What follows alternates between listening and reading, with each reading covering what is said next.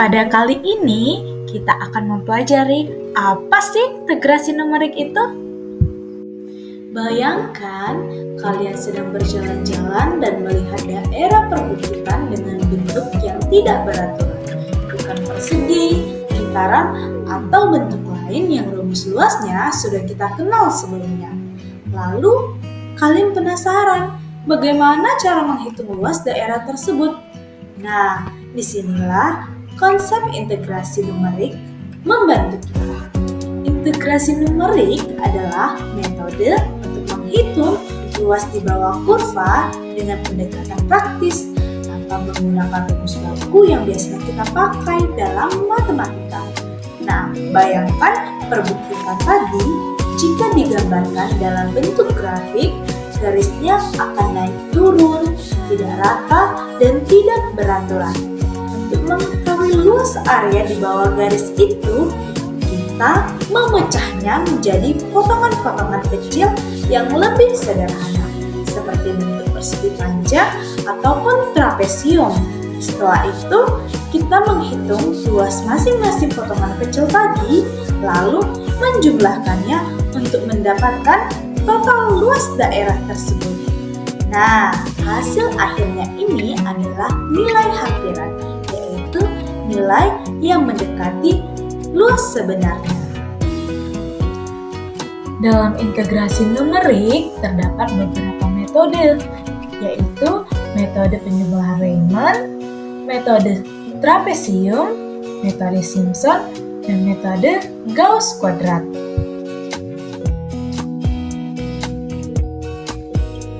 Coba lihat gunung ini. Bagaimana ya cara kita untuk menghitung luasnya? Agar lebih mudah, coba kita bayangkan sebuah kurva yang serupa dengan gunung ini. Jadi, garis horizontal tersebut kita namakan sebagai X, dan garis yang vertikal ke atas itu sebagai fx. Kemudian, grafiknya tersebut kita batasi dari A sampai B. Karena bentuk kurvanya ini tidak beraturan, kita membagi rentang tersebut menjadi beberapa bagian kecil, misalnya n bagian yang berbentuk persegi panjang dengan lebar yang sama. Lebar setiap persegi panjang ini disebut sebagai delta x, yang dihitung dengan rumus delta x sama dengan B dikurang A per N. Selanjutnya, untuk setiap persegi panjang tersebut, kita harus menentukan tingginya. Nah, karena garis vertikal tadi kita namakan sebagai fx, jadi tinggi persegi panjang ini nanti akan diambil dari nilai fungsi fx di salah satu titik dalam interval kecil tersebut. Ada 3 cara untuk memilih titik tersebut. Yang pertama yaitu dengan titik kiri. Jadi, tinggi persegi panjang ini nanti akan diambil dari nilai fx pada ujung kiri interval. Kemudian ada titik tengah. Titik persegi panjang yang diambil dari nilai fx pada titik tengah interval disebut sebagai Riemann tengah. Kemudian ada titik kanan. Jadi, tinggi persegi panjang ini diambil dari nilai fx pada ujung kanan interval. Setelah menentukan tinggi masing-masing persegi panjang, luasnya ini dapat kita hitung dengan rumus tinggi dikali dengan delta x. Karena kita membaginya menjadi beberapa bagian persegi panjang, sehingga kita harus menjumlahkan seluruhnya, sehingga kita memperoleh rumusnya, yaitu sigma I sama dengan 1 sampai N, di mana fxi dikali dengan delta x. Namun, apa yang terjadi ya jika jumlah potongan persegi panjang ini semakin kita perbanyak? Jadi, ketika jumlah potongan persegi panjang atau N diperbesar tanpa batas, artinya lebar dari setiap persegi panjang akan semakin kecil. Nah, dalam kondisi ini, hasil penjumlahan Riemann akan semakin mendekati nilai integral dari fungsi fx pada interval a, b. Secara matematis, dapat kita tulis sebagai integral a sampai b, di mana fx dx sama dengan limit n mendekati tak hingga sigma i sama dengan 1 sampai n fxi dikali delta x.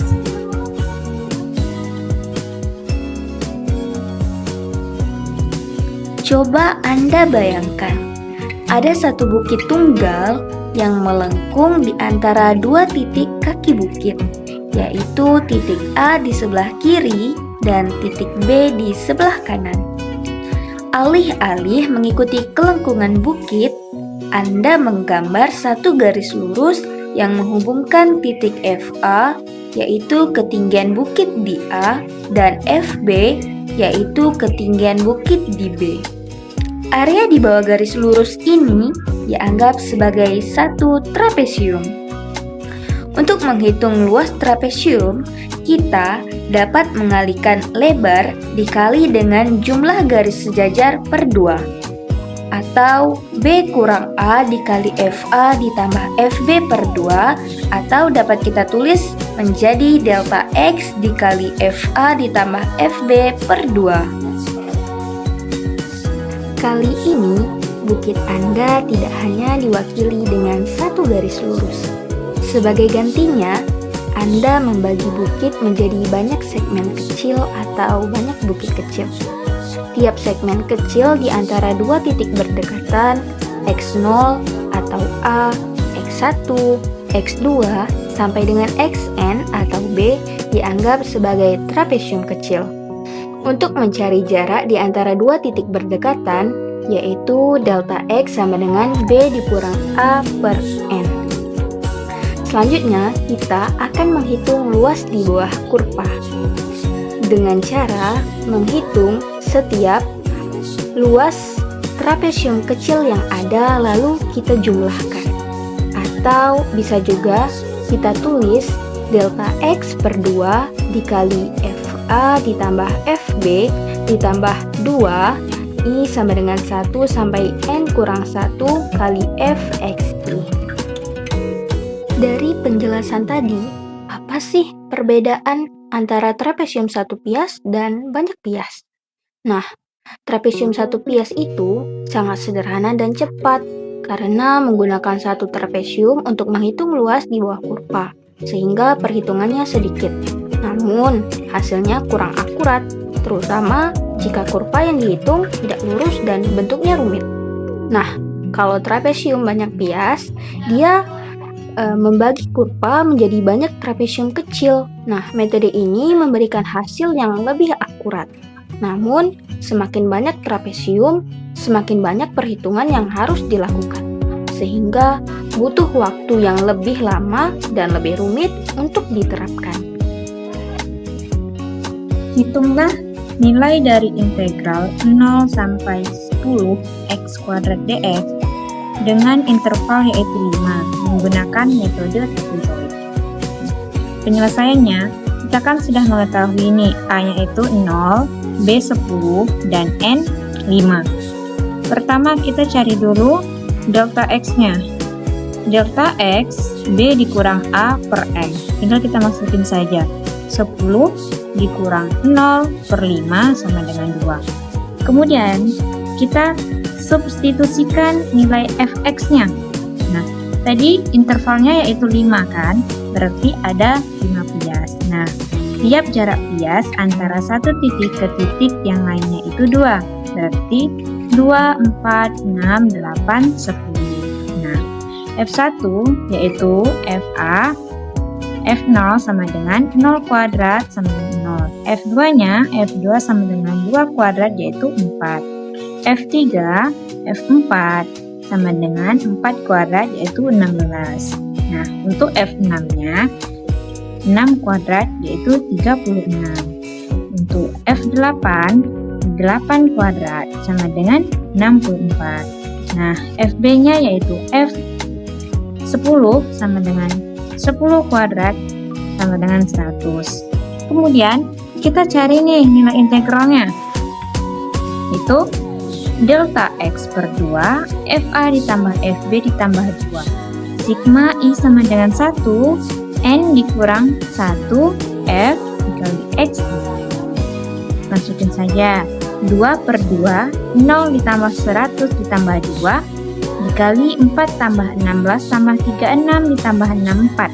Nah, 4 tambah 16 tambah 36 tambah 64 ini 120. Dikali 2, ditambah 100 dikali 1 yaitu 340.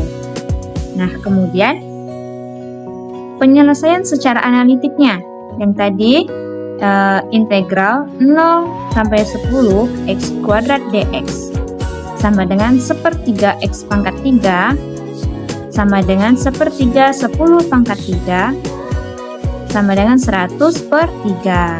Hasilnya yaitu 333,3. Maka nilai errornya 333,3 dikurang yang nilai integral yang tadi yaitu 340 per nilai analitik 333,3 dikali 100% sama dengan 0,005. Sebelumnya, kita telah mempelajari bagaimana menghitung luas di bawah suatu kurva menggunakan pendekatan trapesium. Nah, kali ini kita akan menggunakan pendekatan fungsi polinomial atau yang akan kita kenal sebagai metode Simpson. Untuk konsep metode Simpson 1/3 ini tuh seperti ini. Kita mempunyai dua titik. Nah, kalau pada gambar, titik yang kita maksud itu titik x0 dan titik x2.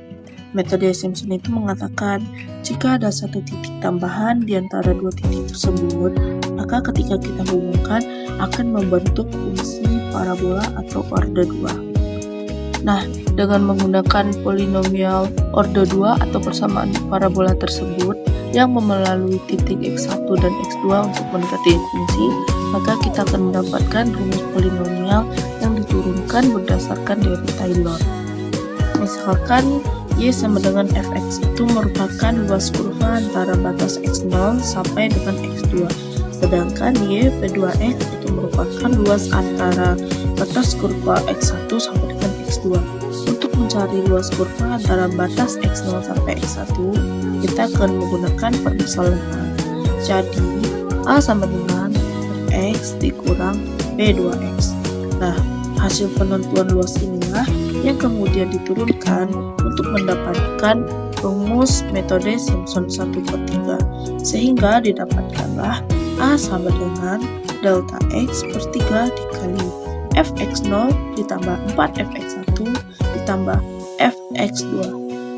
Nah, untuk pemakaian satu bias, delta x-nya itu sama dengan b dikurang a per 2. Sehingga didapatkan kembali rumusnya yaitu b dikurang a per 6 dikali fa ditambah 4fc ditambah fb, dan c adalah titik tengah antara dua batas pada kurva tersebut. Baik, selanjutnya kita akan masuk ke Simpson 1/3 tapi versi banyak bias. Dalam Simpson 1/3 banyak bias ini, kita membagi luasan di bawah kurva dengan batas A sampai B dalam n bias dengan panjang interval yang sama. Nah, delta x-nya itu didapatkan dengan membagi batas antara A sampai B dibagi n. Delta x sama dengan b dikurang a per n. Luas total di bawah kurva diperoleh dengan menjumlahkan semua bias yang ada dengan fungsi fx dx dengan batas integral a sampai b sama dengan a1 ditambah a3 ditambah a5 ditambah titik ditambah a n kurang 1. Dalam metode Simpson 1/3, jumlah interval harus genap. Nah, dengan memasukkan rumus Simpson 1/3, didapatkan rumusnya dengan menggunakan banyak bias adalah sebagai berikut.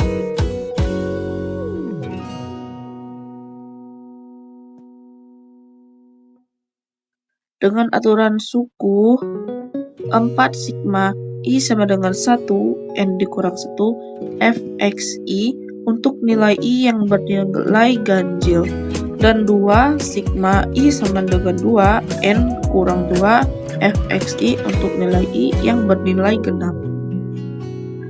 Selanjutnya, kita akan menyelesaikan salah satu contoh soal metode Simpson 1/3.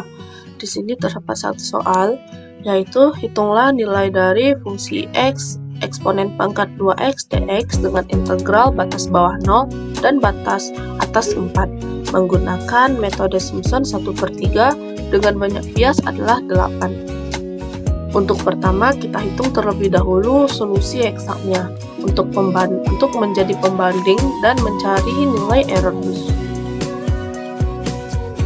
Berikut merupakan perhitungan dari solusi eksaknya. Didapatlah hasilnya yaitu 5216,926477. Solusi eksak ini didapatkan dari perhitungan integral parsial.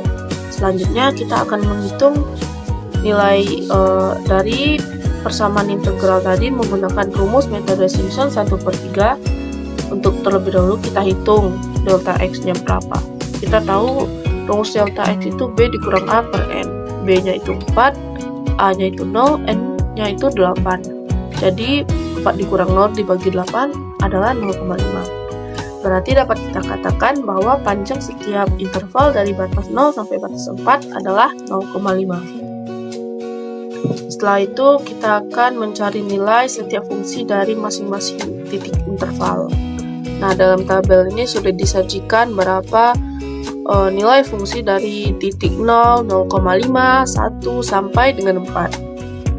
Setelah mendapatkannya, lalu masukkan ke dalam rumus Simpson 1/3. Nah, di sini sudah tertera ya rumus dan beserta pengerjaannya.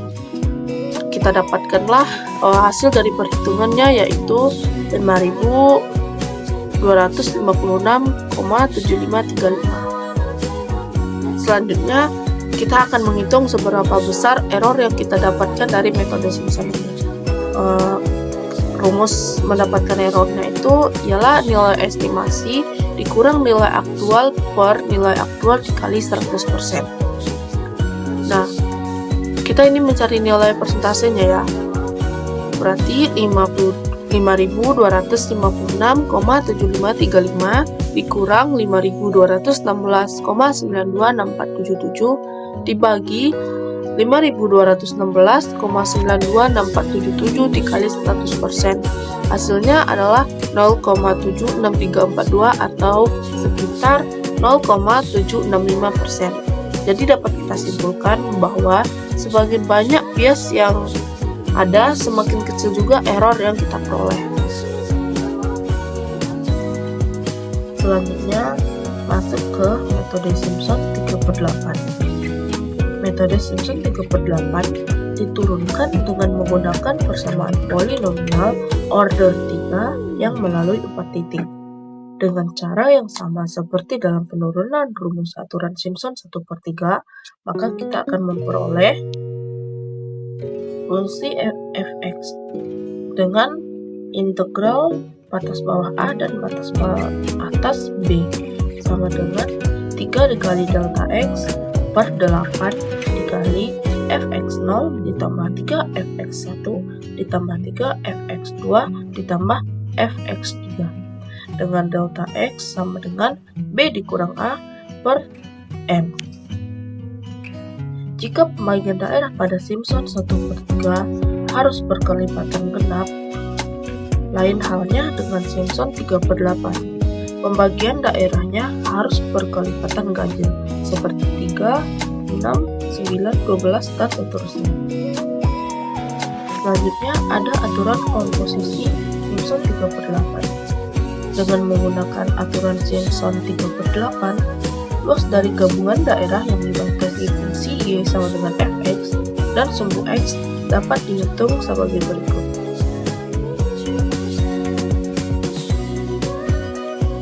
Rumus ini berguna untuk Simpson 3/8 yang memiliki n bias lebih dari 3 seperti 6, 9, dan seterusnya. Nah, selanjutnya kita akan mengerjakan satu contoh soal sesuai dengan metode Simpson 3/8. Soalnya adalah hitunglah nilai dari fungsi x eksponen pangkat 2x dx dengan integral batas bawah 1 dan batas atas 4 menggunakan metode Simpson 3/8. dengan banyak bias adalah 9. Sama seperti pengerjaan metode Simpson 1/3 tadi, kita akan mencari solusi eksaknya terlebih dahulu. Di sini sudah dapat pengerjaan bagaimana menghitung solusi eksaknya. Didapatkanlah hasil akhirnya yaitu 5213,443765. Selanjutnya kita akan menghitung nilai dari fungsi integral ini menggunakan rumus metode Simpson 3/8. Selanjutnya kita akan menghitung delta x-nya. Delta x sama dengan b dikurang a per n. B-nya sama dengan 4, a-nya sama dengan 1, dan n-nya sama dengan 9. Maka 3 dibagi 9 adalah 0,333. Selanjutnya kita akan mencari nilai setiap fungsi dari masing-masing titik interval, seperti pada tabel berikut. Setelah mendapatkannya, lalu kita masuk ke dalam persamaan Simpson 3/8. Baik, di sini sudah ada persamaannya. Berdasarkan hasil perhitungan, didapatkanlah hasil dari persamaan metode 3/8 ini adalah 5212,17817815. Selanjutnya kita akan mencari seberapa besar nilai error jika menggunakan metode Simpson. Untuk mencari nilai error, yaitu nilai estimasi dikurang nilai aktual per nilai aktual. Berarti nilai estimasinya adalah 5212,17815 dikurang 5213,44375 per 5213,44375, yaitu 0,024759. Jika dipersentasekan maka dikalikan 100%, maka hasilnya sekitar 0,02476%.